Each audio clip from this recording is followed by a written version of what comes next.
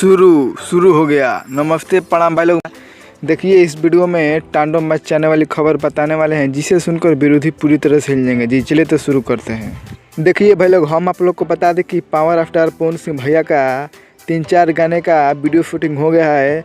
अब देखिए अब अपडेट आ गया, नया अपडेट ना पावर स्टार पवन सिंह भैया का होली सॉन्ग एडिट होने लगा। जी एडिट होकर आप सबके बीच में बहुत जल्द रिलीज किया जाएगा। आप लोग स्क्रीन पर फोटो देख सकते हैं जिसमें एडिट कर रहे हैं टीम के लोग, यानी जो वीडियोग्राफर है ना वो एडिट कर रहे हैं। आप लोग देख सकते हैं पावर स्टार पवन सिंह भैया का गाना एडिट हो रहा है, यानी इस गाने को बहुत जल्द एडिट करके आप सबके बीच में पोस्टर रिलीज किया जाएगा।